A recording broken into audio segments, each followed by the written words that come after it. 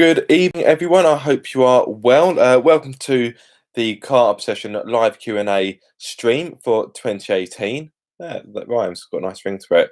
So I did a live Q&A this time last year, and I enjoyed it so much that I thought I would do it again. And in fact, I'm looking to make it a yearly tradition. So yes, hopefully they're bigger. Oh, well done. Yeah.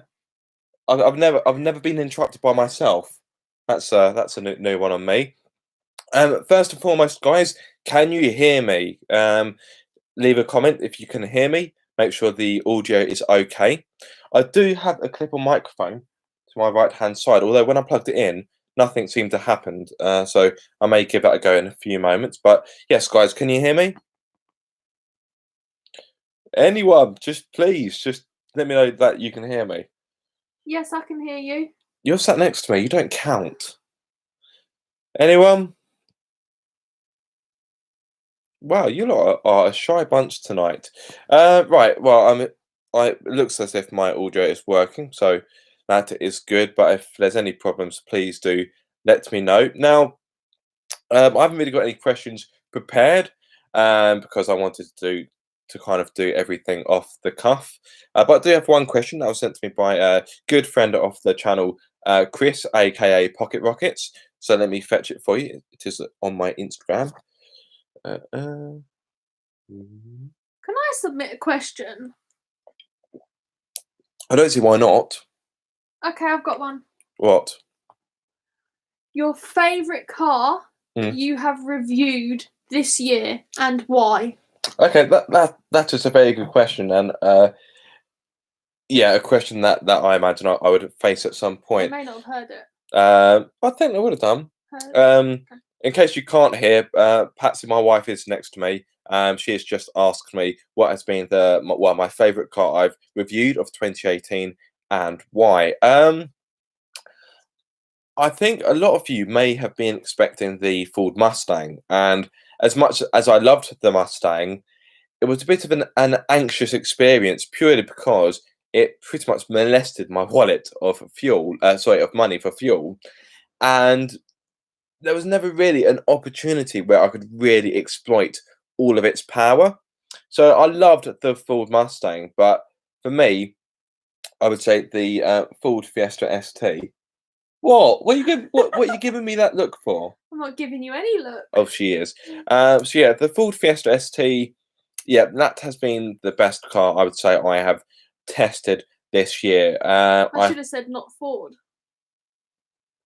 Yeah, it is a cracking car. I know that the looks are not to everybody's tastes, and obviously you've got the new 1.5 litre engine, which a lot of people are a little bit dubious about in regards to reliability. But I personally think the Fiesta ST is pretty much perfect for Britain. It's got the right kind of dimensions. It's got power that you can use all the time. Well, not all the time, but the power is usable. I don't feel like it's a car that needs to be made any quicker. Although, of course, there will be Maltune and other companies that will tune it. What are you doing? I'm trying to get a Jaffa cake without making so much noise. But I can see you out the corner of my eye. Just can I have a Jaffa cake? Yes, just do it quickly.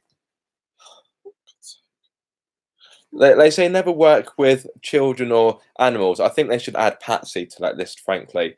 So yeah, the Fiesta ST, I just think it's perfect for the kind of roads in Britain. It's not too big, it's not too small. It's got power you can use. The inside has been made a lot better compared to its predecessor. And overall, it is a cracking car to drive. Now, obviously, there will be question marks over how reliable the 1.5 litre engine is going forward. It's difficult to say now because the car is still new, so it's very difficult to guess whether there'll be any problems. Now, I'm a big fan of Ford. However, I'm not too naive to know about the constant problems that have happened with Ford's EcoBoost engines. So yes, it'll be interesting to see how that engine fares, to be honest. So I do have a question here from Pocket Rockets. Sorry, I got sidetracked a few moments ago. Need to find it now. Bear with me.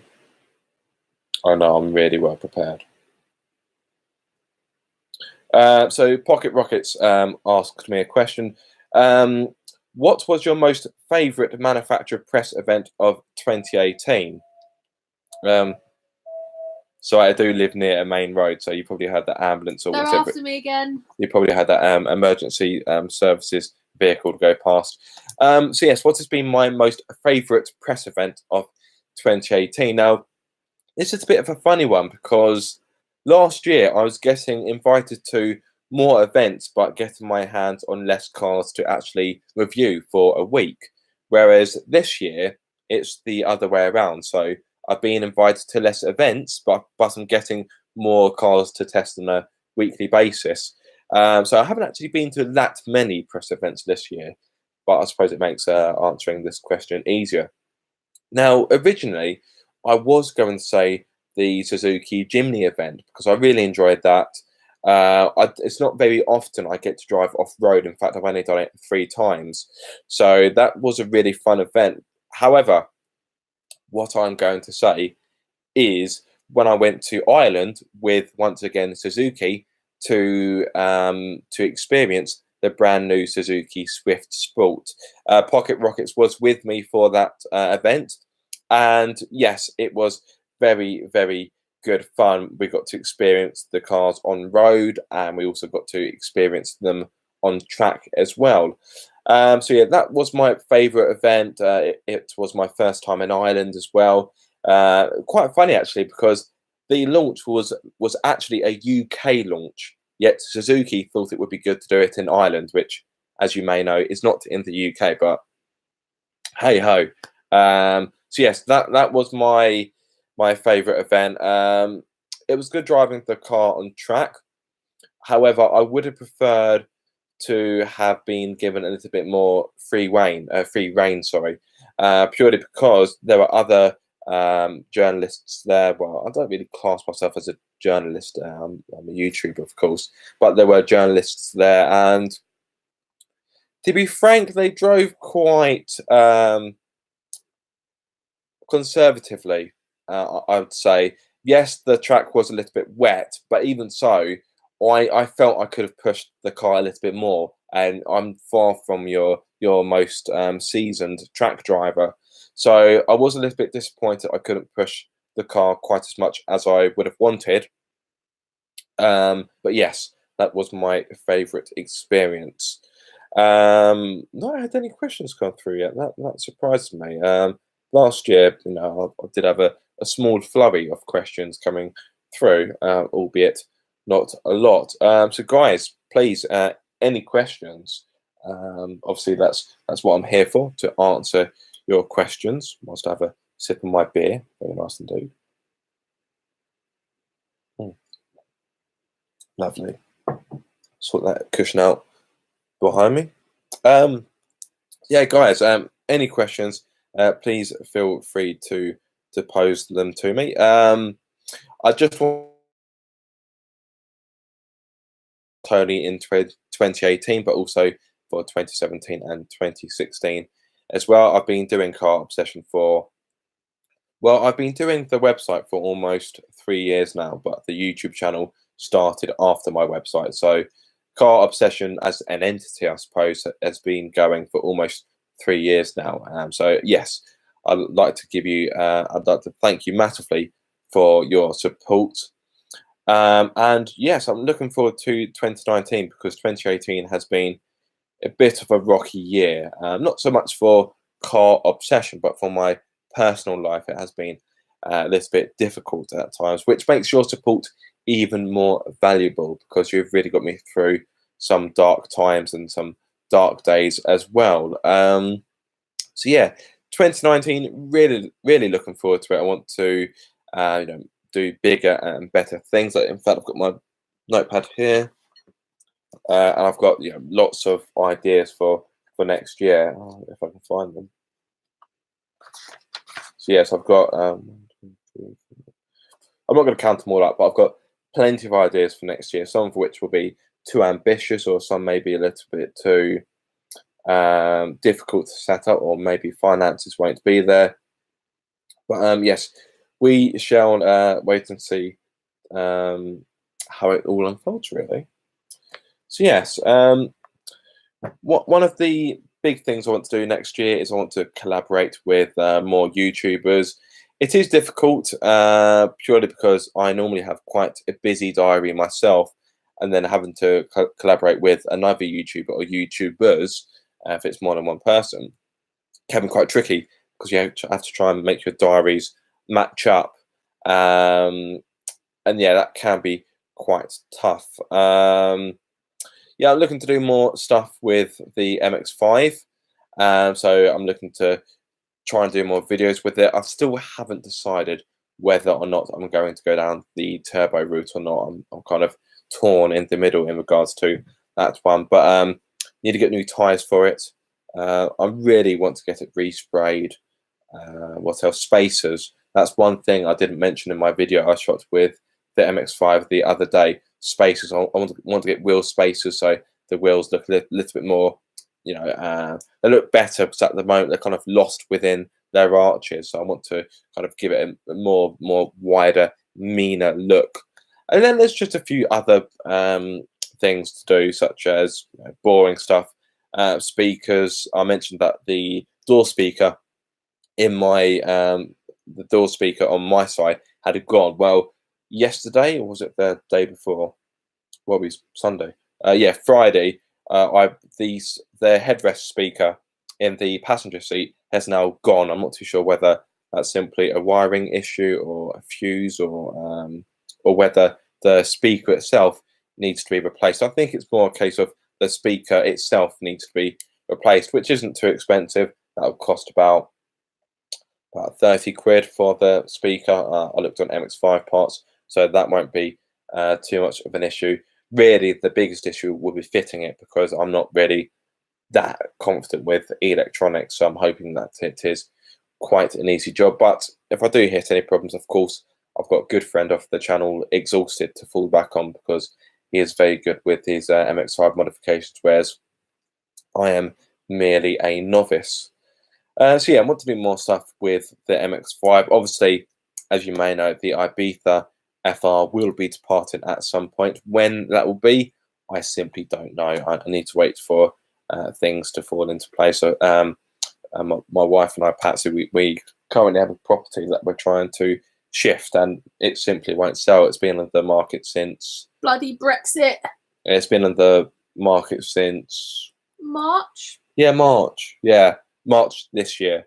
So yeah, it has been difficult to shift, to say the least.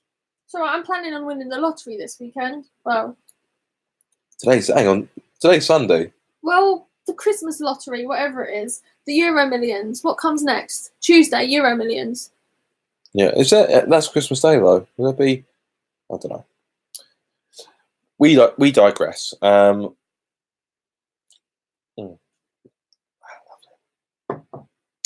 So yeah, I still can't believe I haven't got any questions coming through, and that really does surprise me. I thought I'd be, well, not so much inundated, but I thought I'd have a few more questions. Just check my phone, so I've got a few notifications.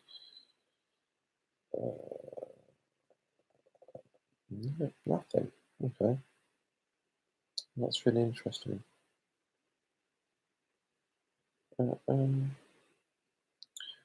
Darling, can you just double check to make sure it's working okay? Of course I can. Just see whether or not you're able to leave a comment. Okay. I'm on the case. One sec. So where does it tell me that you've gone live? If you go to my channel, by now. Yes, you've got. Oh my good God! I've got. Why have I got no comments? Okay, right. Can I mute this? Just turn the sound down. Okay. Guys, I'm really sorry. I've got no comments or notifications here. It is completely bare. Don't worry. I'm on your payroll, so I will... Payroll? Right. Guys. Okay. Hang on. Let's start again. No. Do you want to just borrow my phone? I'll just borrow your phone. Don't go in my photos. Right. Oh my good God, I'm really sorry. Look at that, look. Loads of So messages. I'll just read them to you so you can look at the camera. No, it's fine, it's fine. Guys, I'm really sorry. On my right-hand side, I've got no comments or anything. It's like I'm sat here talking to myself. Let's see. Let's see. Sorry, guys, you have to bear with me. Come past it. No, that's fine, that's fine. I can read. Yeah, but what do you take me for? You need to look at the camera. That's fine. Right, okay. Drake Phillips has asked, will you be reviewing the new Audi A1, almost said A5, A1 Sportback soon? Love your reviews. Thank you very much for your comment about you loving my reviews. I'm really desperate to get my hands on an A1 Sportback. Audi did say they were going to contact me in December to set it up. They haven't, but I did say to them, well, if you don't get in touch, I will come and chase you in January. So, Jake, yes, I'm really keen to review the new A1. I actually saw one on the road today, and it looked really good. It's in red, and it wasn't. It didn't quite look as good in red as I was expecting, but yeah, it looks pretty good. And the new, the old one, it definitely was in need of replacement because Pocket Rockets, he had the outgoing S1 a few months back, and the interior was, although it was still premium, it was dated. So yes, the A1 desperately needed an update. Right. Nice jumper. This is actually a onesie. So yes, it's my Christmas onesie. I bring it out at Christmas, of course. After I wash it. Simon Worsley's also mentioned the A1. Yes, as I said, I really want to review it, but it's just a case of whether or not I can get one from Audi. Let's see. Vauxhall VXR in new video or Mustang? That's a difficult one because, as I'm sure plenty of you know, I am a hot hatch guy through and through. I love a hot hatch. I love the overall package. You can kind of have your cake and eat it. And in all honesty, I'm not a massive fan of the Vauxhall VXR. What's that look for? Purely because I just think that they're a little bit too unruly. They're not quite as poised or as balanced as other hot hatches. The inside is a little bit cheap. Yes, I know a lot of you could say that the inside of the Mark 7 Fiesta ST was cheap, but I don't mind the VXR, but if I were buying a hot hatch, it wouldn't be my first choice. So for that alone, I would go for the Mustang V8 engine, although it would pretty much bankrupt me, but hey ho. That's one big bottle of beer. Yes, it is. It's got another 2 in the kitchen. I have turbo blue color all the way from Drake Phillips. Let's see. Just scrolling through your comments. Okay. What's the time? Just make sure I'm keeping up to date. Okay. Marvelous. Oh, I've missed a question from Mr. Joe March. I do apologise. Thoughts on Kia's styling over the last few years and the overall image? You know what? Nowadays, Kia is a proper legitimate brand. And what I mean by that is back in the day, you would only buy a Kia because it was cheap and because it had a 7-year warranty. Whereas nowadays, Kia and Hyundai, for that matter, because don't forget they're kind of sister companies to each other, they are pumping out properly good cars. The i30N, Hyundai, of course, that is a cracking car. And would I have that over a Golf GTI? Yes. It's a difficult one because for me, a Golf is a Golf. You can't go wrong with the Golf. But if we're going to talk about it objectively, I do think, well, I suppose it's more subjective, but the i30N is most likely the better car. I've only driven a Golf GTI briefly. Mind you, I haven't said I've only driven an i30N briefly. But anyway, I'm moving away from your question.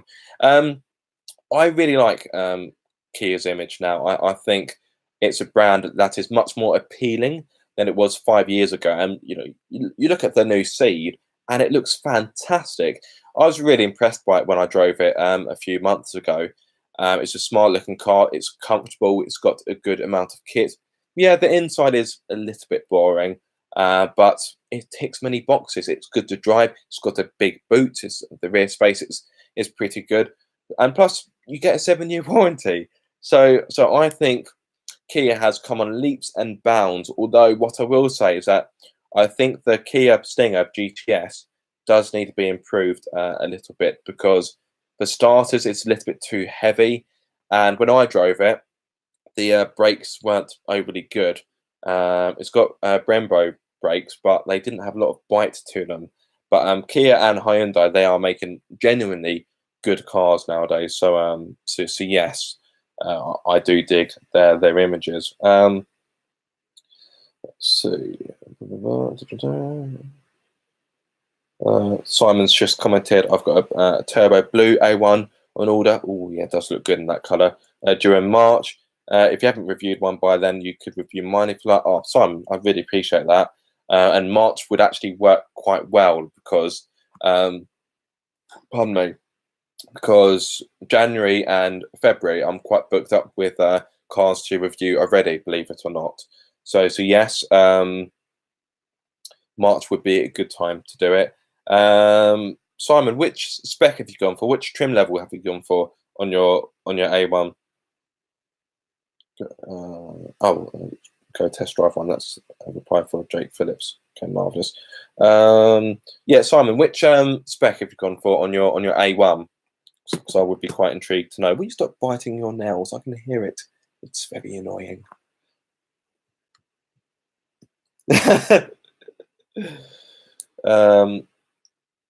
Oh, you've already said it. Sorry, S-Line. Okay, marvelous. Yeah, so that's kind of the sporty one. I look forward to the new S1 when it comes around. I don't think the press pictures for that have been released as of yet. I'd love them. Oh yeah, S-Line, all options ticked apart from self-parking. Ooh, all options ticked. That must have cost you a pretty penny, because as you know, like any German manufacturer, and as you know, all you need to do is just kind of sneeze whilst you're on the configurator, and already you've added on 10 grand. So you are a very brave man. Yeah, German cars, they love the optional extras. Jake Phillips has responded to Simon with, what wheels did you choose? I'm trying to think. Yeah, too true. Yeah, commenting in regards to my remark about German cars optional extras. I'm trying to think what alloys would be standard on the S-Line. Surely it'd be 17-inch. Or 18? No, not 18 inches. It's only a small car. Yeah, surely 17-inch would be standard. I would have thought. I must admit, as much as I'm really keen to review the new A1, I've not actually had a chance to properly read through the press release. And from memory, I never wrote an article about it. No, I didn't, because at the time I was just simply too busy. And in fact, I've been so busy with YouTube lately, I haven't been able to write much for my website, which is fine, because, to be honest, I don't get a lot of traffic to my website anyway. I set up the YouTube channel to supplement my website, whereas anything, the website supplements the YouTube channel. So yeah, just reading a few more comments, guys. Jake Phillips has said it's a shame in the UK they don't do red calipers. Yeah, I must admit, I do like a red brake caliper. It just adds, a whole new dimension to a car. Blue. It's not often you see blue brake calipers though. It's normally red. Me, the red edition RS down the road from us doesn't have coloured calipers. Well, they're black. They're like a really deep kind of grey. They're not black. They're like a really deep kind of gunmetal grey. Sorry, where we live, there's 2 streets away. There's a red, a Ford Focus RS red edition, which looks really good. I've still got a lot of love for the Focus RS, although when it comes down to it, I think I'd rather own a Civic Type R and an FK8. I've got Patsy's approval. She is a massive fan of the Civic Type R. Let's have a quick look. 17-inch 5.3. Well, I'm on your phone at least. Might be because you've got them right next to each other. Yeah. I appear to be back. Sort of. It doesn't matter. You're moving on Yeah. there. I'm moving on here, so I'm not too sure. It might just be your phone. Oh, new phone time. What phone are you going to get? Well, there's the one I really want, but it's like 600 quid. It's the OnePlus 6T McLaren edition.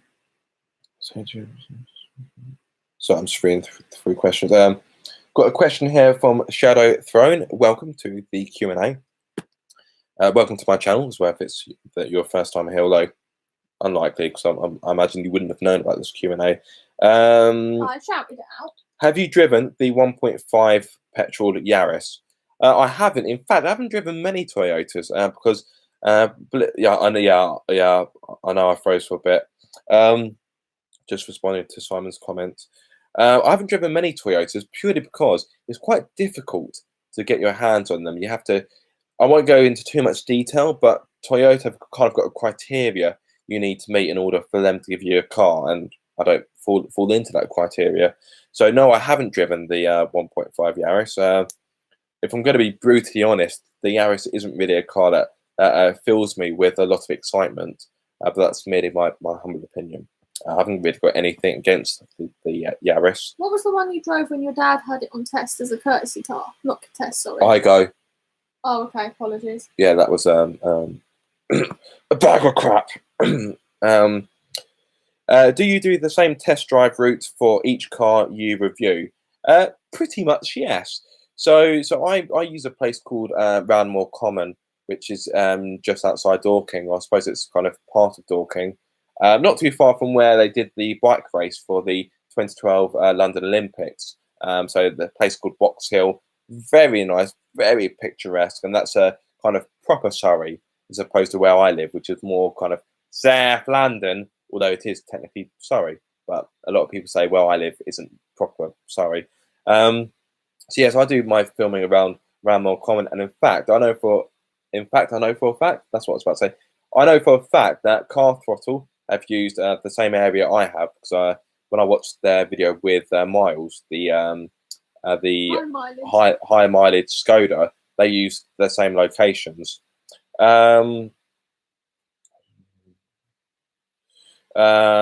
Just reading through comments, and I know Seen Through Glass has used those roads a bit as well. But yes, I always use the same route because I'm kind of like a man of routine. I find it a lot easier to operate when I've got routine. I don't work very well under spontaneity, although I do quite enjoy doing these live Q&As because it's a really good chance to connect with you guys. I really want you to feel like you're able to connect with me, and that I'm kind of easy to talk to, and that you get some sense that that you're able to talk to me. Really, there's some big YouTubers. Well, I don't class myself as a big YouTuber, but bigger YouTubers, you don't really get much back from them, but that's because they're so busy. Right, okay. Pocket Rockets has responded to Simon. A rather brave man ordering a fully spec Audi, but it also makes you a big legend too. Yeah, I echo that comment. Any update on the 595 trip? Joe, that is a very good question. Thank you for asking. I've got to be honest, I wouldn't say I've left things until the last minute, but we're kind of in this precarious situation whereby I can't really, I'm really keen to, start planning things, but it's Christmas, so it's very difficult to,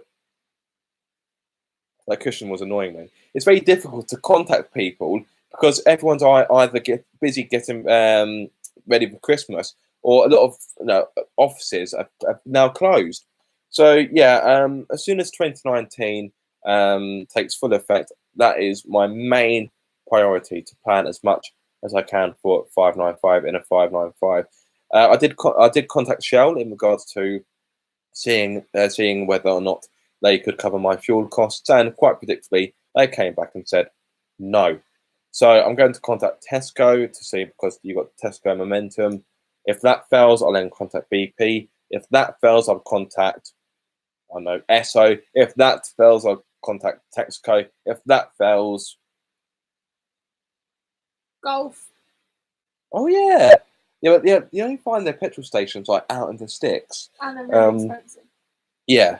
So yeah, I really want to get some printed T-shirts. So guys, if you know someone that could do me a deal, I would be very grateful for that. Looking to get some stickers for the car, like big hashtag stickers, that kind of thing. But I'd make sure I would stick them on the windows because obviously the car isn't mine. It's being loaned to me very kindly by a Bath. And therefore, I'd want to make sure that the stickers could be easily removed. If you add them onto the bodywork, then they're harder to remove. So yeah, so the trip itself doesn't actually need a lot to it. Obviously, I need fuel cost. We need to get accommodation, somewhere to stay. What are you doing for food? Well, we'll have to get food on the way. Okay. Carrier pigeon. Uber carrier pigeon. What? Yeah. It's, hang on, no. The 595 you're getting is, well, I was going to say sunroof, but it's not. It's got the convertible. Yeah, so in case you guys don't know, the Abarth I'm getting is actually a convertible. And I'm still not quite sure how... Ooh, pardon me. I'm still not too sure how I feel about it. I'm not too sure whether to be happy or disappointed it's not a proper hatch. Well, at least the Uber carrier pigeon can drop it through the roof. I'm pretty sure Uber don't have carrier pigeons. Last time I checked. See, if I was doing it in the summer, then of course I'd be bowled over that I've got the convertible. But obviously it's early February, so it's still winter. Therefore, it's likely to be cold. So the convertible. For me, I can just sleep, wrap myself in a blanket. Well, you could just be sat there in the passenger seat with a sleeping bag. I don't have a sleeping bag. Well, we'll have to get you one. Right, let's have a quick look. Just check the comment sections. Lots of comments. Thank you so much for participating, guys. Oh, Patsy's just discovered a hole in her slippers. Yeah, no, thank you so much for all of your questions. Please keep them coming through. I'm looking to clock off about 9 o'clock, so plenty of time left over. Bear with me, I'm just reading through your comments. And what's weird, because I'm kind of watching myself on here and on Patsy's phone, I can tell that I'm actually behind on Patsy's phone, but on my laptop, I'm actually properly live. There's no delay. So it is quite weird seeing myself do a bit here and almost seeing a replay of it down here. It is quite bizarre. But no, guys, please keep your questions coming through. And I really apologise that I was just sat here and I wasn't able to acknowledge your questions because even now I've got no comments coming through. You've broken YouTube. I have broken YouTube. I've broken the internet. That's what's happened. If I could have see what's weird when I click on participants, there's no one there. It literally looks like. Oh, there we go. There's a toggle. You have to change it from top chat to live chat. Hashtag fail. Not really. It should be automatically set to live chat. Oh, there we are. I have my phone back now. Let's see. Yeah. Haha, I beat you to it, Simon. Yeah. There we are. You can have your phone back. Thanks. You turn your Wi-Fi off as well, just so you got more reliable stream. Yeah. Basically, when you start the live chat, because when I did it last year, it was a different format. I didn't do it the way how I did this year, and automatically the default is top chat, not live chat. It's a live video. The default should be live chat, shouldn't it? Oh well. Let's see. I've got another. I've got another question from Jake Phillips. Are the Fiesta full LED headlights good? Sadly, they came out after I ordered my Fiesta, so I couldn't get them. Isn't that annoying when you order your car, then just after you've ordered it, you've now got this this feature. It's like, why can't you just wait? They are good. However, I'm not the biggest fan of LED headlights, and I'll tell you why.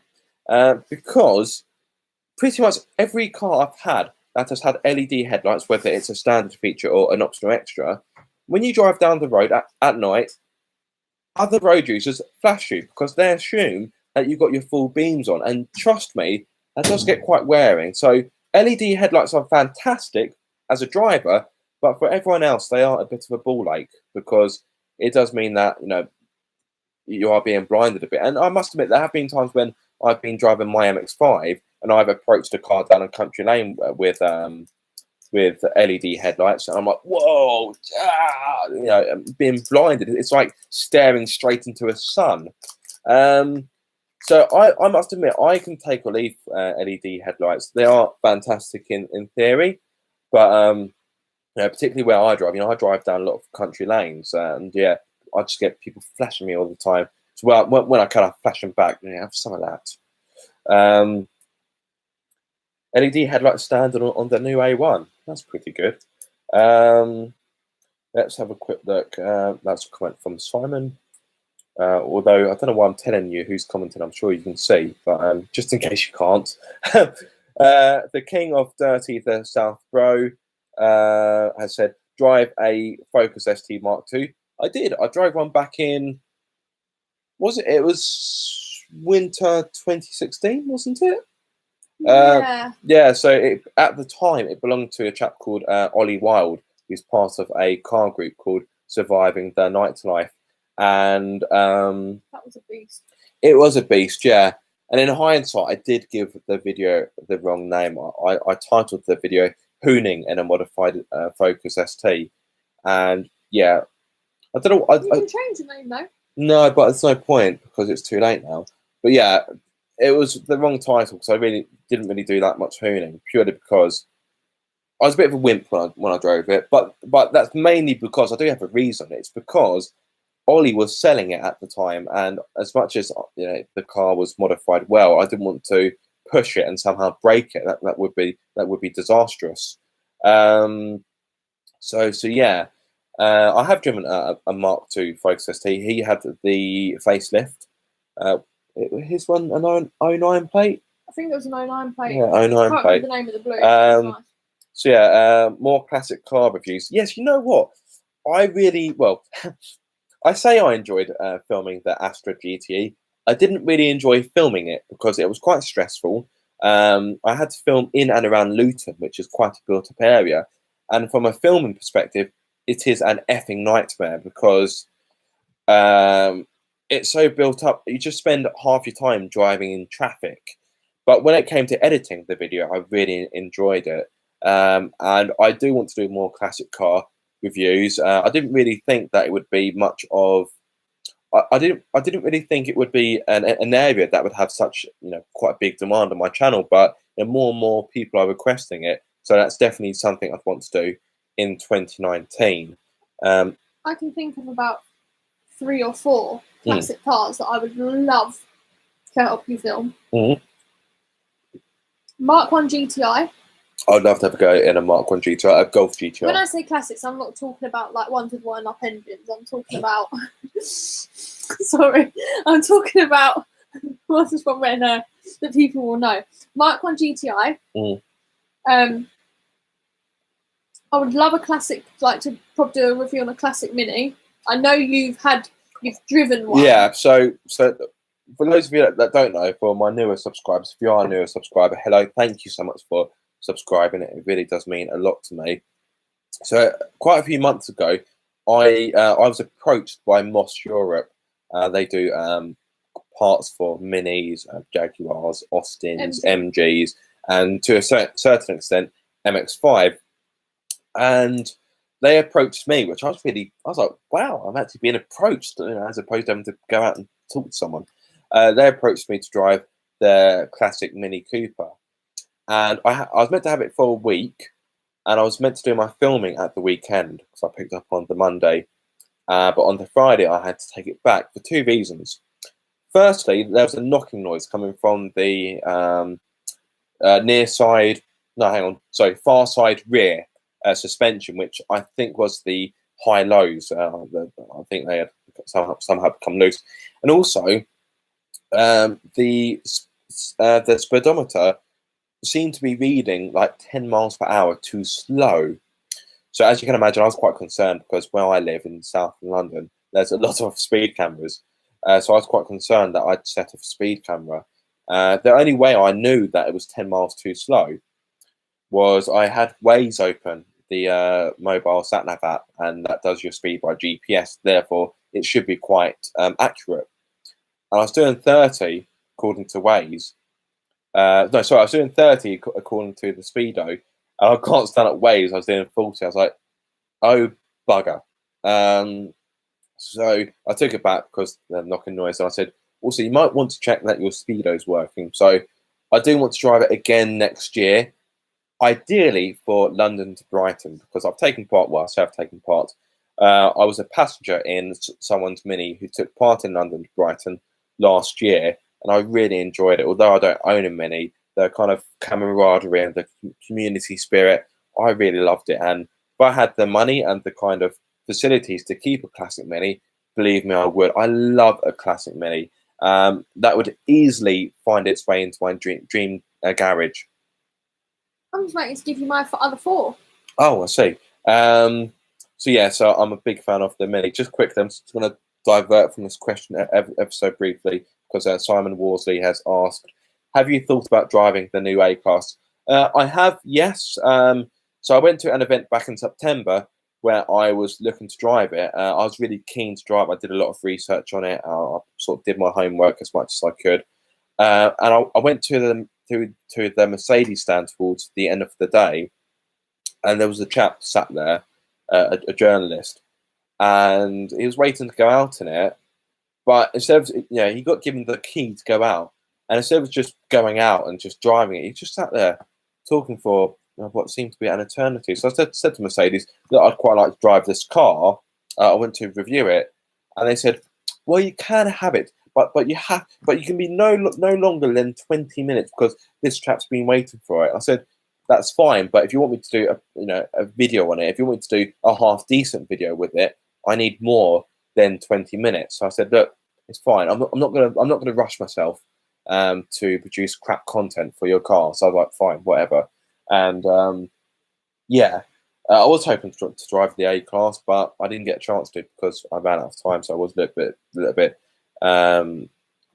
disappointed not to have done so, particularly as I'd spent time doing my homework. So whenever I go to car events or press events, I normally have an idea of what cars I want to drive, and I would have researched them beforehand. This didn't quite go to plan when I went to Vauxhall. So when I went to Vauxhall, I had 3 cars in mind. So the Astra GTE, which I did, of course. The the Forenza HP, also known as the Droop Snoot because of its front end design, and the Insignia GSI. Now, the Droop Snoot had to be taken out of action because it had an electrical fault, which was quite annoying because I was really looking forward to driving that car. And the Insignia GSI, I didn't go out in it purely because it was the diesel version, and I'd done all my research for the petrol version. I clearly didn't do enough research because what I didn't realise until the day is that Vauxhall no longer makes the petrol version. Following WLTP and emissions and fuel testing, Vauxhall has decided to drop the petrol version of the Insignia GSI, and it only makes the diesel. And to be honest, I wasn't really that interested in driving the diesel. So in the end, I ended up driving the Astra GT as planned. I couldn't drive the Droop Snoot because it got taken out of action, which I was really gutted about. And I ended up driving the VXR8 GTSR, which that video went live today, in case you haven't seen it. So when I went out in the VXR8, I hadn't really done any research for that car, so I kind of had to wing it a little bit, if I'm going to be honest. But I really enjoyed it. Again, I had to drive it in and around Luton, so I really couldn't push it that hard, which is a shame because it's a 6.2 litre supercharged V8 engine. And if anything, I probably drove it 5-6 tenths. So yeah, I would have wanted to have a better route in order to drive the car. I did actually drive the Vauxhall H-Type on that day. I didn't film it because I only drove it for a real brief period. I drove it to lunch and I drove it back. So built in 1937, and I think it was the first car in the UK to feature a monocoque chassis. So it basically means the car is all kind of one as opposed to the body being put onto the chassis and kind of being 2 separate entities, so to speak. That car was an event. The front wheels seemed to have ADHD because they just wouldn't do their job. They wouldn't just go in a straight line. It's almost like, oh, look, a butterfly, oh, look, a bee. And the front wheels just felt like they were doing that. And yeah, I was constantly having to work at the really large steering wheel, which it was like a bus driver's steering wheel. It was massive. It had no seatbelts, of course, because it was from the 1930s. Backward doors. Yep, the front doors were suicide doors, which was pretty cool. But yeah, it was an absolute pig to drive. You had to be push started as well. It did it, yeah. It had to. It wouldn't start on its own steam. It had to be push started by some of our Vauxhall staff and myself. If you stalled, you're a bit buggered. Yeah, so I was like, don't stall, don't stall, don't stall, don't stall. I didn't stall it, which I'm actually quite impressed by because I weren't getting out and pushing. Because it wasn't a very easy car to drive. It did have a synchro mesh gearbox, but every time you put it into gear, it made this awful crunching noise. It was like I was torturing the transmission. Just, I'm so sorry. I'm so sorry. I didn't go for a second. Oh. So Platform first was not up there. It was yes, no. Yeah, it had a dog leg gearbox. So first gear was there, then second, then third.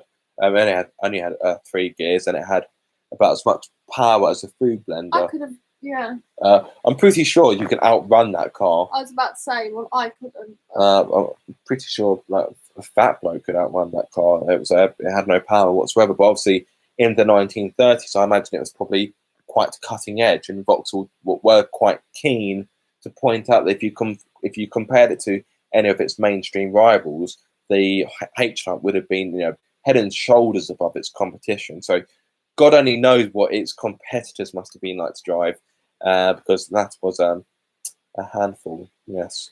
Can I give you my other cars now? Yeah, your 4 other classic cars. Yeah, please do. So, what did I say? Oh, the Mark 1 Golf GTI, yeah. The Mini Cooper. 2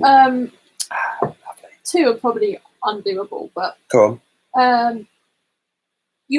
This one you've already driven, but a Peugeot 205 GTI.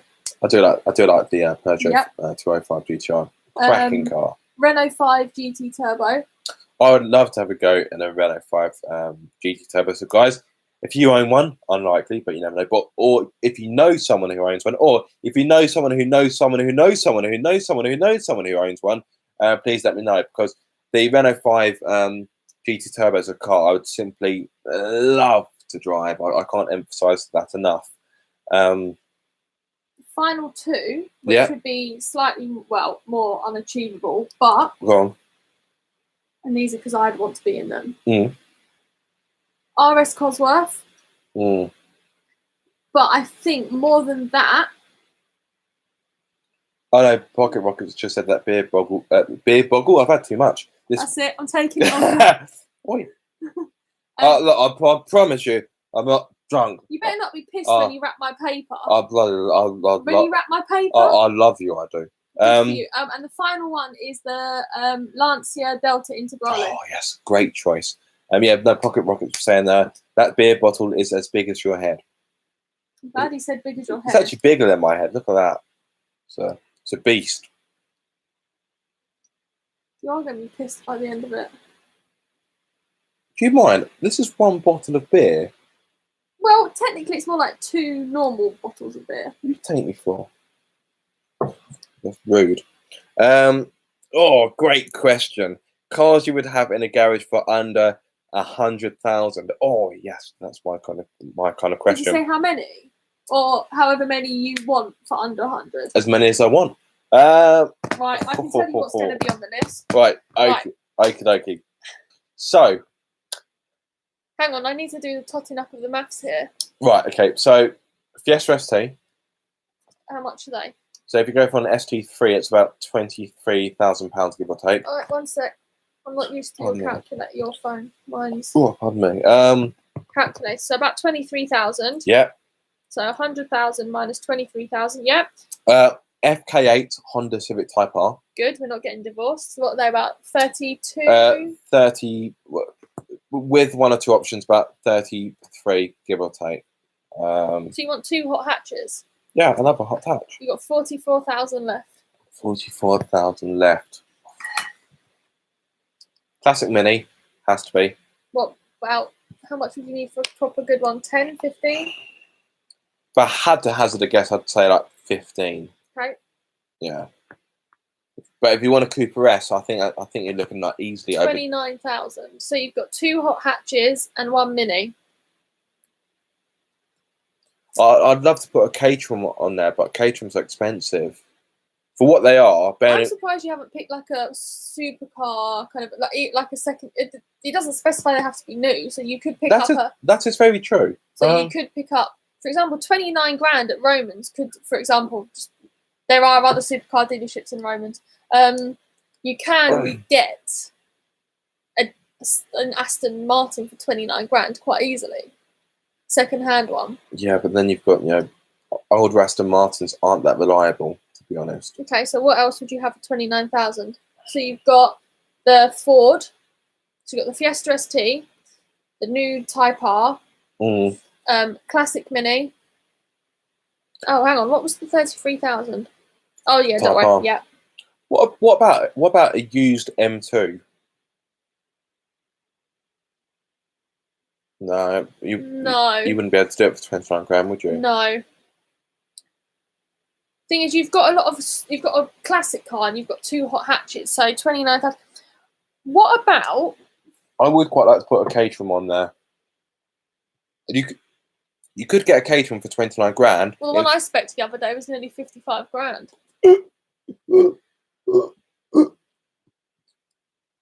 Or you could give me 9 grand and do 20 grand on the Caterham, because you wouldn't use the Caterham that often, so you could just get a more basic Caterham. That deal, there you go, 9 grand for me. Joe's put, I'd push it up to 125,000 if this is too hard. You wouldn't think it would be hard, but it is. Okay, if that's the case, I would put an M2 on there. Yeah. Actually, no, 25 adds the 29, so I'm nice and I'll give you the 9 grand back. Oh, thank you. Could you push it and get an M4? A used one, yes, but I'm struggling to do my mathematics here. So but 25 or 29. But you could potentially get a new No, you wouldn't be able to get a new M2 for that, would you? You could get a nearly new M2. There we are. So what's that? And I'll have the change. All right. Classic Mini, Fiesta ST, Honda Civic Type R, Caterham, and a nearly new / used M2. And the change can get Patsy a drift car. Well, like a Mark 1 MX-5. I wouldn't want to drift that though. No, I'd get like an old Skyline or something. Oh, you don't want to drift a Mark 1 MX-5, but you'll go for a Skyline. Yeah, but get a Mark 2 MX-5 because those ones aren't as rare. I'd be halfway through a drift and the back wheel arches will just rust out on me. So no, you're okay. Just reading through your comments. Let me get an Audi R8 V8 manual for around 40k. That's it. Romans have got one in front of 40k. Could get a Nissan GTR, although, guys, I just want to get your opinion on this. I know this will always be a hot topic for debate, but Nissan GTR, sports car or supercar? I personally view it as a sports car.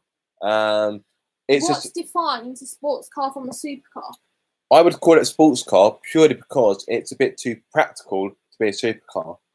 Although, on that basis, like a Lotus Elise, that's a sports car, but that's not overly practical. So, I don't know. I personally think the GTR is a sports car and not a supercar. But it's a shame Calvin's not here. Calvin's car director. If he was here, he would. Mind you, he's biased. He owned one. He also says it's a supercar. But I maintain he's got a supercar now. I maintain it's a sports car, but it's a supercar killer. If that makes sense. Talking about GTRs, which one? What do you mean? Which genre, era? Well, I'd be talking about the R35. No, just in general, which do you prefer? I like the R34s. Okay. I think a lot of that is down to the Fast and Furious franchise. Obviously, Too Fast, Too Furious. You had Paul Walker's Skyline, and I think from there, that's where I kind of had a. I think I'd prefer the Supra. You know what? The Supra's never done much for me. I know Peak Performance Reviews. I know he's a massive fan of Supras, but I don't know. It's just the Supra's never really done much for me. Question from Pocket Rockets: what would your ultimate family car be? That is a very good question. Type R, EP3. I've got a few choices. Do you know, I say a few. I've got two choices I can think of. The FK8 Type R is a good choice. However, it's only got 4 seats, which I think's mad. That's right. Strap a kid to the roof. Oh yeah, because I'm pretty sure the police would be absolutely So fine what's your with other that. choice? Well, Focus RS. no. Audi RS4 Avant. Okay, this is going to shock you. Go on. Oh. I drove the RS4 earlier this year, back in May, and I was super impressed by it. Yes, a lot of people say that fast Audis they understeer, they haven't quite got the emotion you'd get from a competitor. And yes, it does feel a little bit cold and clinical when you drive it, but did it understeer? No, it gripped like an absolute bitch. Granted, it was a hot day and the tarmac was nice and sticky, but the capability that car had was mind-boggling. I was able to throw that into corners at frankly stupid speeds on a private road, I'd like to add, and it just kept sticking and sticking and sticking and sticking. So I think I know a lot of people bang on about the Audi RS6. Yes, it's got a bigger engine, it's more powerful, but the Audi RS6 is massive. It's like a tank. No, the RS4 for me, it's the perfect size. It's not too big, but it's not too small. I think the RS4 is, I wouldn't say underrated. What I would say is I think it doesn't quite get the credit that the RS6 does. The thing is, there's things about both cars that I like. Now, anyone that knows me, I love the Type R's. I just love them. But do you? You've never mentioned it. The thing is, the RS4, it's just so dirty sounding. The Civic lets itself down. It's not. Yeah. It's not loud enough. But, and I'm probably going to get shot down for this, and I don't care. But the Type R, the look of the Type R over the RS4. I know lots of people hate the look of the new Type R. Are you literally about to say you prefer the look of the Yes. Get out. Get out. Yeah, that's it. That's it. But so, unfortunately, oh good, I can go and pawn it. That's it. I'm gonna go pawn That's it. You're divorced.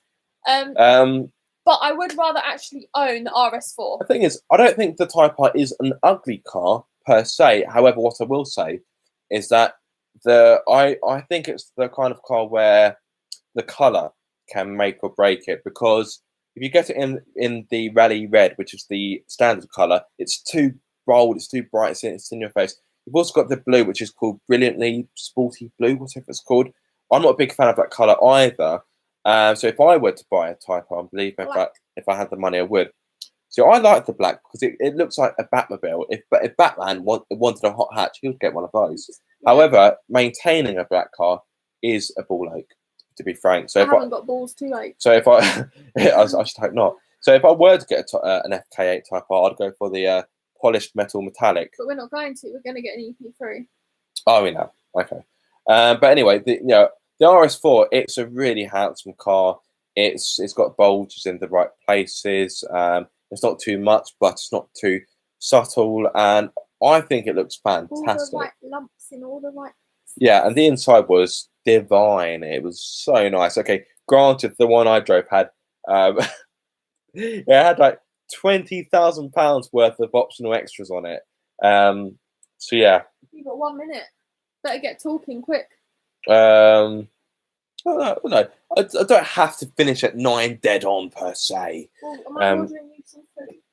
Yeah, some McDonald's would be fantastic. So guys, if you're happy to for me to continue waffling on, I'm happy to stay on a bit more. I've got nothing to rush off and do. So I have to go down and meet the Uber driver. Yeah. I do need to wrap Patsy's presents though. Otherwise, I was about to say rap. I was going to say everyone's going to unsubscribe here. No, God, no. No one wants to hear me rap. This is the bit where people say, "Oh, I want to hear you rap." No, it's not happening. What do you want from McDonald's? Big tasty with bacon, please. Medium milkshake, please. Strawberry. I see Rebecca Crafter. She put a comment, then retracted it. maybe she wanted to hear you rap, but when you said about not wanting to, she retracted it. Exactly. Yeah. She's got sense. Yeah. But that's because she's got the ability to hear. Therefore, she's like, oh no, actually, on second thoughts, I don't want to hear that. Yeah, so I think the ultimate family car is the Audi RS for Avant, and a Maltese McFlurry. That's a bit cold for McFlurry, mind you. They've got a crunchy one, they've got an Oreo one, they've got a dairy milk one, and they've got a reindeer Maltesers one. None of those take my fancy. We're not having a McFlurry, we're having an apple pie. No. McDonald's apple pies, they stay hot for like forever. I'm pretty sure if you went out and bought a McDonald's apple pie, you could put it in the kitchen for about a year. You'd come back and it'd still burn your tongue. I swear to God.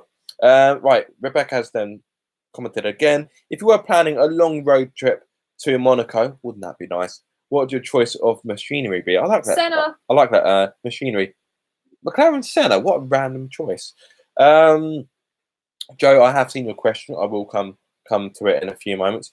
A long road trip to Monaco. I can't find the large, big, tasty meal. It's the difficult one because I like saying hot hats, but that kind of feels a bit too predictable. So what kind of driving? There's going to be long mountain roads. What about an Aston Martin or like a more luxurious kind of supercar? Will I go for comfort or looks? You know what? Comfort doesn't really bother me too much as long as it's not going to break my back every time I drive over a twig. I don't really care. So if I had to choose between comfort or looks, it'd be looks. Wow, that makes me sound really superficial. But when it comes to comfort, I'm not too concerned. If it was kind of like a money no object sort of thing, maybe like I was going to say a Ferrari, but Ferraris don't really do a lot for me. It needs to be something that's kind of a Grand Tourer.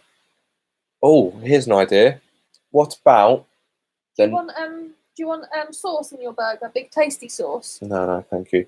What about the new Aston Martin Vantage? But it has to have the sports exhaust. What colour?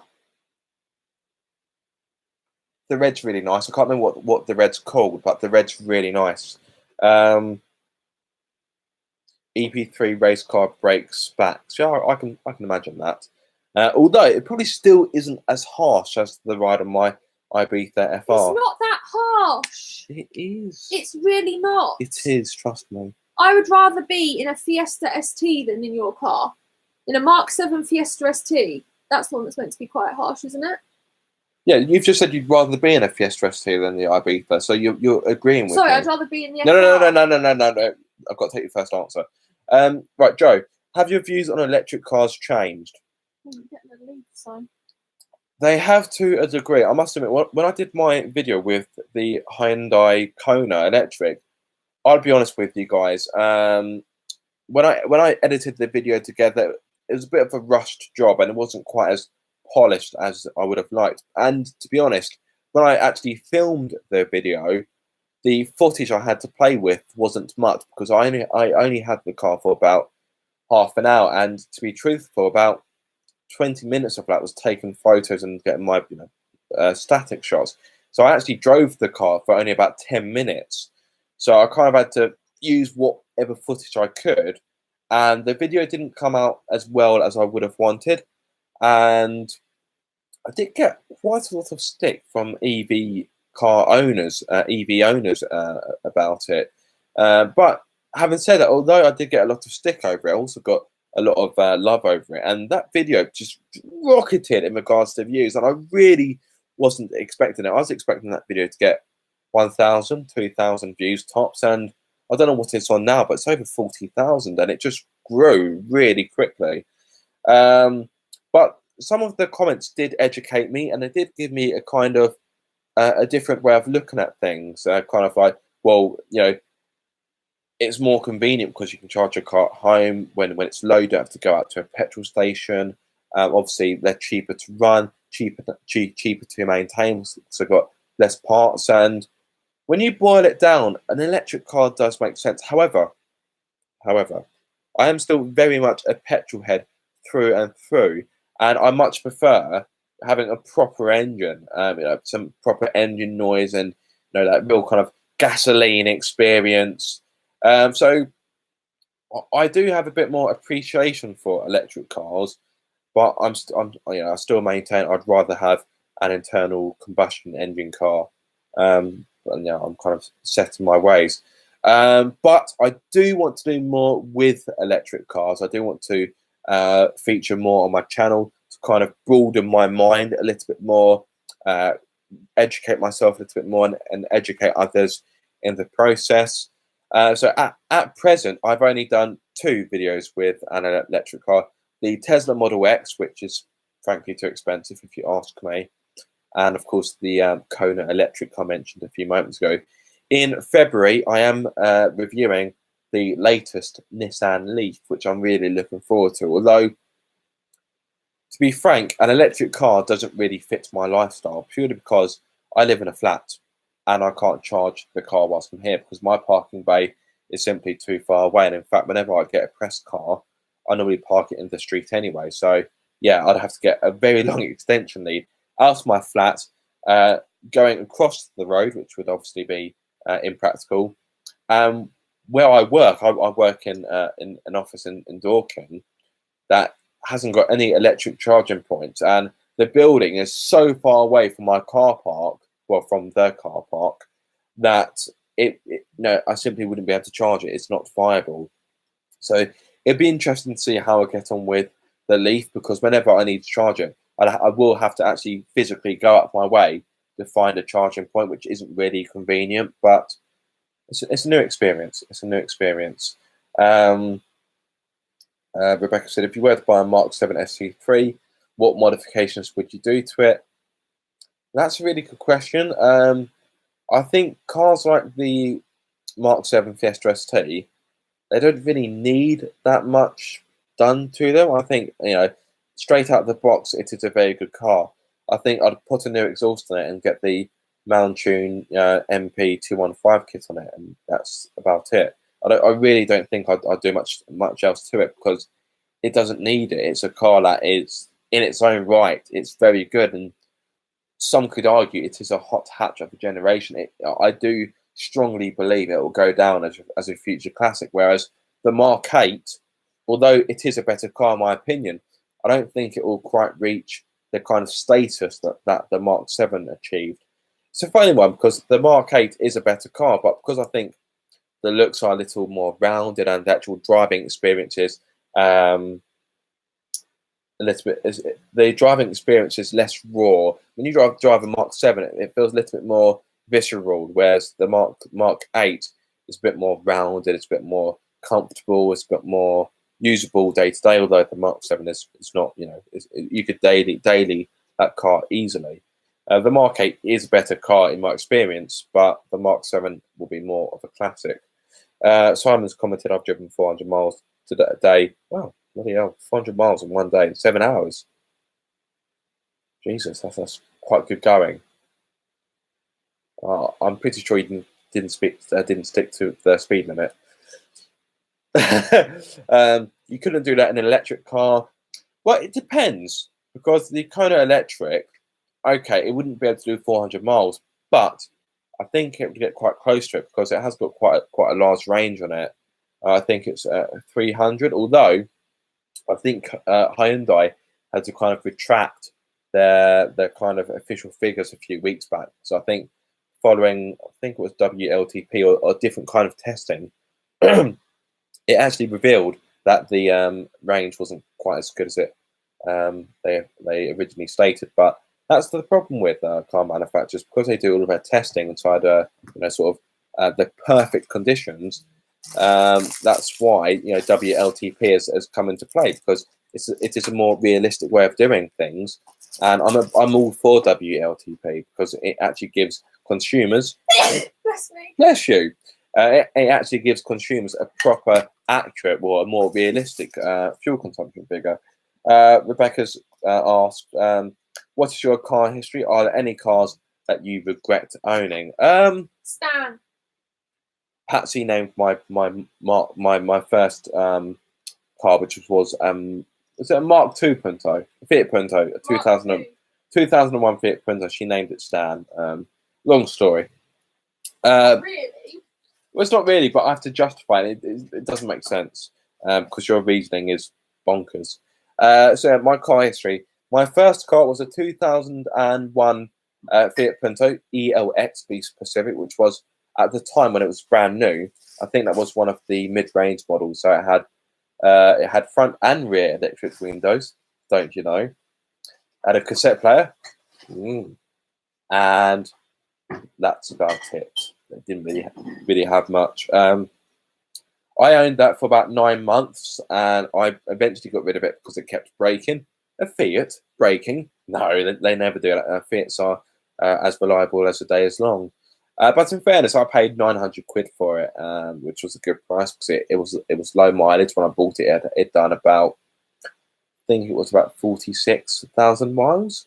But yeah, I ended up for about 9 months, and I ended up getting rid of it. And then I bought a Renault Clio, a brand new 2012 Renault Clio Dynamic TomTom, which again was around a mid-range model.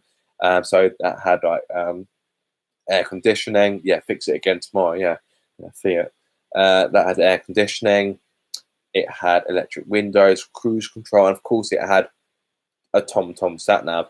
I had parking sensors fitted as an optional extra. They were fitted at the dealer, if I'm not mistaken. It also had very nice anthracite alloy wheels, really nice gunmetal alloy wheels, which complemented the diamond black paintwork. I still remember the colour really well. Don't get me wrong, it was well, I was going to say lovely car to drive. It was a nice car to drive. However, it had no oomph. I had the naturally aspirated 1.2 litre petrol engine, which had about as much power as a dying tortoise. So whenever there was a gap in traffic I wanted to exploit, or if I wanted to overtake on the motorway, I couldn't do it because it had no puff. So after about just 3 months of owning that car, I became fed up with it, and I wanted to get out of my finance agreement as quickly as possible. But at that point, the car was upside down. Not physically upside down. What I mean is that what was left to pay on the finance was more than what the car was actually worth. So obviously, if I wanted to end it, I'd have to hand the car back and pay what was left over, which, as you can imagine, wasn't viable. So I ended up owning that car for about 2.5 years, and it was an alright car. But yeah, do I regret buying that car? Yes, I do. And in fact, I'd say that's the only car I regret buying. Then I've got my Seat Ibiza FR, which is still with me, of course. I've owned that for over 4 years now. Do I regret buying that car? No, but there are, the thing is, I used to love that car, but I've kind of been spoiled by the opportunity to drive other cars. And by driving other cars, it has really highlighted weaknesses on the FR. I did a video about that recently, so be sure to check that out. So yes, that is still with me for however long that may be. Had the Mark II MX-5, which, as I'm sure many of you know, it disintegrated into rust, as Mark II MX-5s like to do. Yeah, sad times. I was quite sad to get rid of that car. In fact, I was toying with the idea, once Patsy and I have got the money we need after selling her You mean once Patsy's nice enough to give you money? Once we've sold the property that we're trying to flog at this moment in time, I was considering buying the car back. Don't give me that look. Bear with me. I was considering buying the car back in order to pass it on to someone who could fix it, because I sold my Mark II MX-5 to the MX-5 restorer based near Eastbourne. And because the car was high mileage, by the time I gave it to them, it's 133,000 miles. They had no desire to save it, although it was a sport model, which was limited edition, and there must be not many left. Because it was high mileage, they broke it up for parts, and it is currently being broken up for parts as we speak. Well, not literally as we speak. So I actually said to the MX-5 restorer, because I haven't seen my car on there being broken up part of their website. Say if you go onto their website, they have a part where it shows you what cars they are currently breaking up, in case you're looking for a specific part. My car hasn't been on there, therefore I was like, well, maybe they haven't actually started breaking it up. So I thought maybe I could buy it back, pass it on to someone who will save it, and therefore it would be kind of restored, not so much back to its former glory, but at least be a running car. But sadly, when I spoke to them, the car has already begun being broken up. So that car is officially dead and on its way to automotive heaven. I don't think I ever named that car. You had Stan, You who was didn't. the Fiat, Kiwi Junior, who was the Renault. Yeah. You've still got Pingu, Mm. and got Monique. I don't think I ever named the other car. No. And of course, that was replaced by the Mark 1 MX-5, which I still have.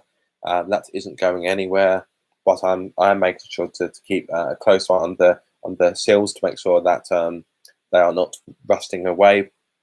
So that will probably go on my list of things to do next year. That's one of the main things to do. Exactly. Rebecca, I've seen your next question, but bear with me because He's rambling, he's waffling. I'm not rambling. I'm answering her previous question, to be fair. Ow! So I've got quite a few. Domestic abuse. I've got quite a few plans for the MX-5, as detailed in here. So I need to get new speakers because I need to get new door speakers. Well, new door speaker from my side and headrest speaker, as I mentioned earlier. I will probably fit the roll bar from my previous MX-5 onto my current MX-5 turbo. I'm still kind of 50-50. What about now? I'm 50-50. Yes. New door bushings, for those of you that don't know what I mean. So the MX-5, out of the factory, the door bushings, which are inside the kind of, I'm trying to think. Door seal? Yeah, door seal, yeah. Basically, they're not very good. So the doors rattle and the windows rattle, particularly when you go over bumps. What you can do is to buy aftermarket ones, which stop the doors from rattling, stop the windows from rattling, and it actually gives the car a bit more rigidity as well, believe it or not. And then it costs about, well, depends which ones you go for, but they're no more than 50 quid. I need to lubricate my hard top. That sounds so perverted, doesn't it? Excuse me, darling. I'm just going to go up and lubricate my hard top. Filthy bugger. Basically, the hard top on my MX-5, it's squeaking and it's rattling. Your hard top is squeaking and rattling. It is. So I've read online that it's. You've read online? This yeah. is getting worse by the minute. So your hard top is squeaking. You need to lubricate it, and you read instructions online. I'm checking your internet history. So I need to do that. I need to buy a new clip for my hard top as well, because one of the clips is a little bit loose, which is why it could be rattling. So I'll probably buy the new clip first to see whether or not that improves the problem. Of course, looking to respray the car. Wheel spacers to make the alloys protrude a little bit more out of their arches. New tyres, because the rear tyres are poo. I'm trying to do my best not to swear. Just say shit. Oh no, I want to be civil, but outside of YouTube, I've got a mouth. Potty mouth. Yeah, I do have a bit of a potty mouth, if I'm going to be honest. So I'm doing You're from South London. So I'm surprised I haven't sworn yet. Not unless you count bugger as a swear word. I'm swearing for you. So yeah, so I've got lots planned for the MX-5. So yes, obviously to get the seals done at some point as well. Right.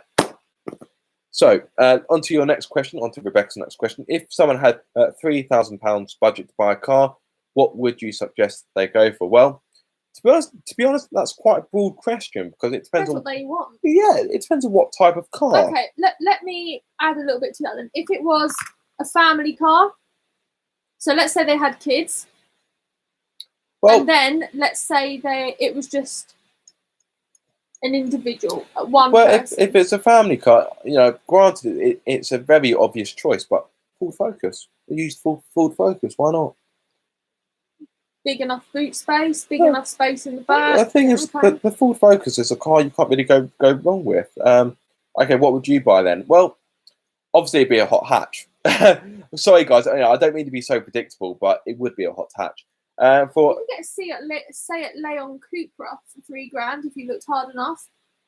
Simon grew up in South London. What part of South London? Bromley, funnily enough, which is Oh, where he might have known my dad. Ask him if he knows my dad. Knew my dad. unlikely, but Bromley's quite a big place. My dad knew everyone in Bromley. That's true. I've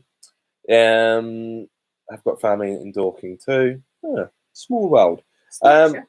So yeah, back to what sort of car I'd buy. Of course, it'd be a hot hatch. £3,000. I can think of a few. You could get. If you searched hard enough, you could get. I think I would Ford. probably. Which Ford though? I wouldn't really want a Mark 6 ST. So you're probably going to go for like a Leon Cupra or something. Could you get one of them? Possibly. I was thinking more about a Clio 182. Not the trophy though. No, you wouldn't be able to get a trophy in that budget. But a Clio RS 182. I'd love to have a go on those actually. I could get a Mark 1 Leon Cupra R. Yeah. That would be of interest to me. So I would have bought one of those instead of my Ibiza FR. But at the time, the finance I had for getting my Ibiza was quite, not stringent, but so the car couldn't be more than 10 years old. And the Leon Cupra Rs I was looking at were too old. That's why I didn't consider an EP3 Type R either, because they were too old for my Exhausted has put MX-5 is the only correct answer. Exhausted, you better just popped your head up now. I've been going for almost an hour and a half. He was probably working on his MX-5. Where have you been, man? He was probably working on his MX-5. It's dark. It's called a garage and lights. Yeah, fair point. Been picking up an engine crane, or rather you than me. So if I had £3,000, I'd put a Clio 182, Mark 1 Leon Cupra R. I think I'd actually quite like the 182. Yeah, it's different. Yeah, just have to make sure that the electrics hold up, because French cars aren't known for their reliability, are they? So, although the Clio I had no real problems. Yes, it was a brand new car, but I owned it for 2.5 years and it never really had any problems. The only problem I had was I think the window regulator went, which is quite common on Renaults. Money no limit. What one car would you buy?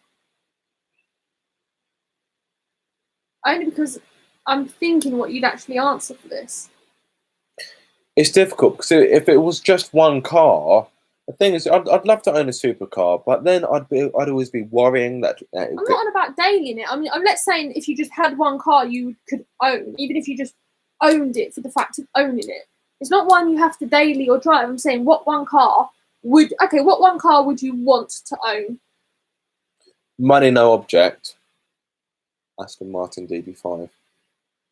I'm a big fan of Aston Martin. I'm a big fan of James Bond. So for me to have a DB5, that'd be like mega. Yeah. The DB5 is such a beautiful car as well. I could be the new Smee. Hi guys, I'm Smee. No, don't you freaking dare. Patsy's not a big fan of Smee. Don't.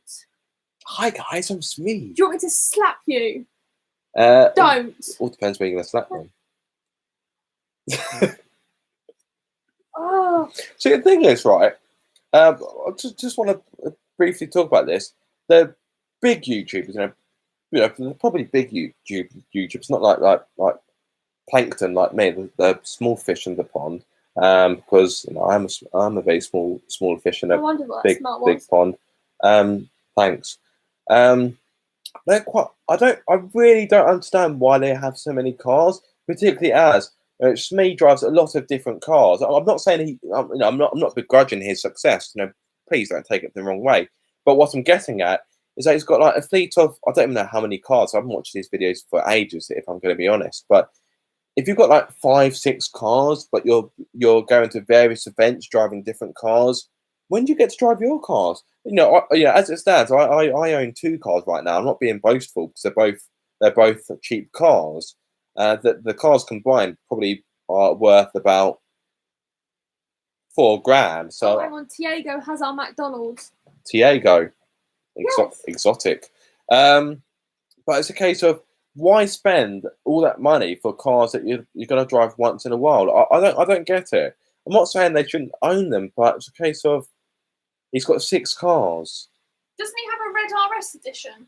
He does. I'm sorry, 6 cars is excessive. If you drove them on a regular basis, then fair enough. But I may be wrong, and I don't want to assume his lifestyle. But I'm sure he doesn't drive a lot of his cars for Does he still got that McLaren?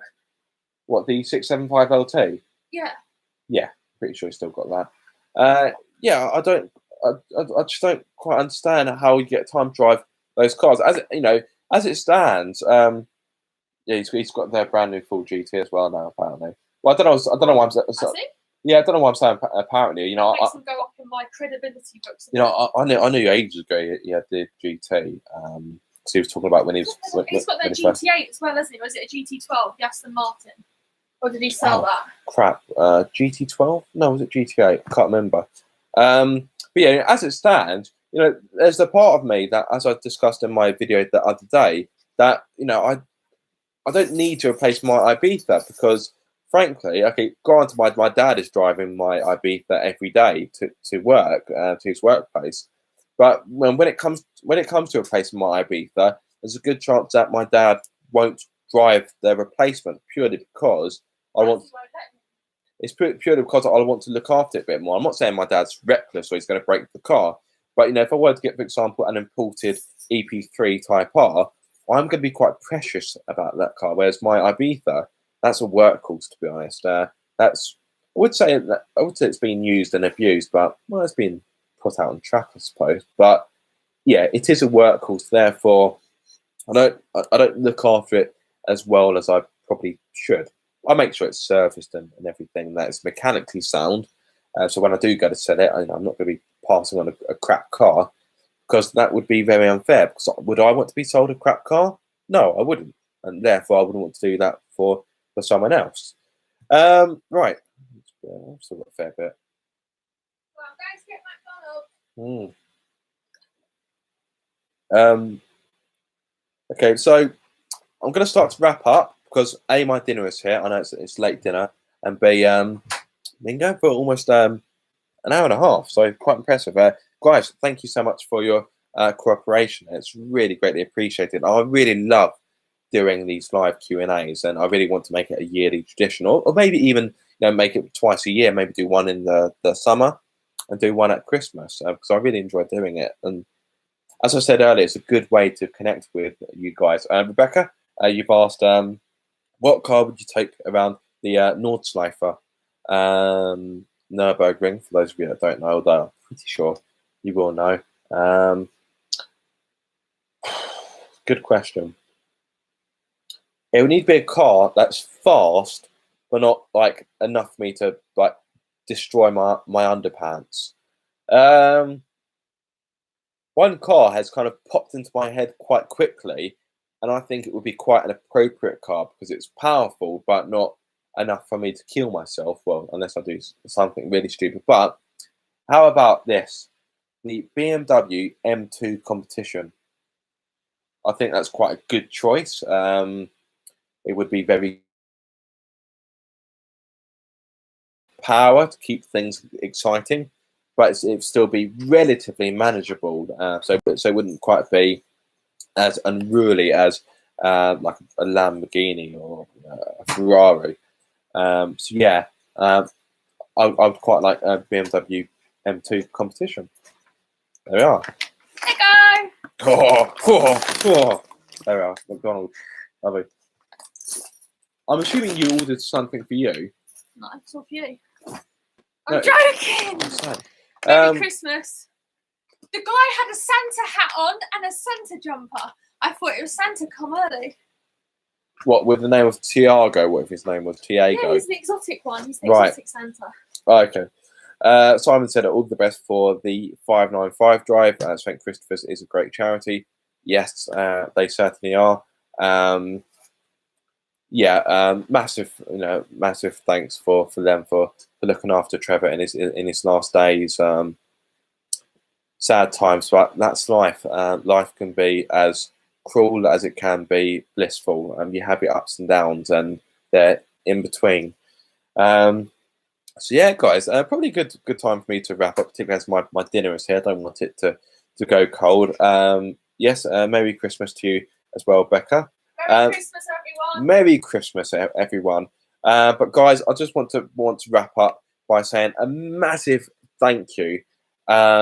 Your support is fantastic, and it really does get me through some difficult days. Although the channel has become more and more successful, I still go through dark periods where I still struggle with my mental health. I'm not afraid to admit that. I think more people should be open about their mental health, because it needs to be out in the open. So yeah, there are times where I do kind of struggle to keep Car Obsession going from a mental point of view. So yes, your support is really greatly appreciated, and long may it continue. I'm really looking forward to bringing you some great content in 2019.